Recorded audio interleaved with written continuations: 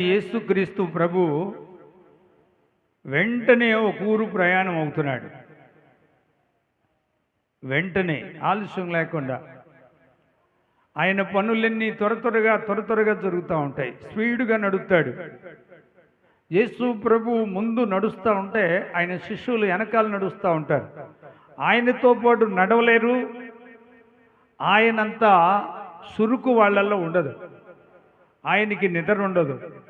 ఆయన నిద్రపోయేవాడు కాదు, కునికేవాడు కాదు. ఆయన ఎప్పుడు హుషారుగా వెళుతూ ఉంటాడు. ఎక్కడికైనా వెళ్ళాలనుకున్నాడు అనుకో, ఇక ఆయన నడక వెనకున్న శిష్యులు ఆయనతో పాటు నడవలేనంత నడక నడుస్తాడు. దేవునికి స్తోత్రం. ఆయన పని అలాగా చేస్తూ ఉన్నాడు ఈ లోకంలో. యేసుక్రీస్తు ప్రభు పని. మన పనులు ఉన్నాయి.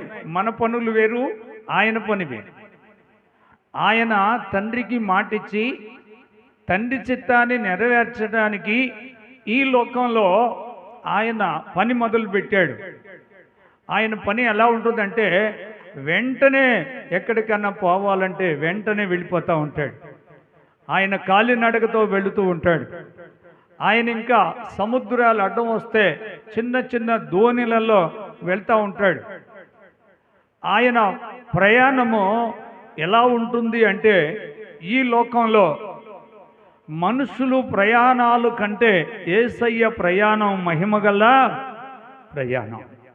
ఆయన ప్రయాణంలో ఆయన చేసే పనులు, ఆయన వెళ్ళే మార్గాల్లో ఎవ్వరూ వెళ్ళలేరు.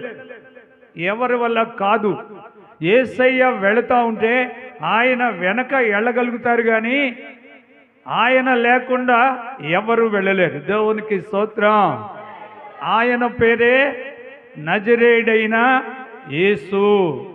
ఆయన సర్వోన్నతుడు, సర్వశక్తి కలిగిన వాడు, సృష్టికర్త, యెహోవా దేవుడు, ఆశ్చర్యకరుడు, ఆలోచనకర్త, బలవంతుడైన దేవుడు.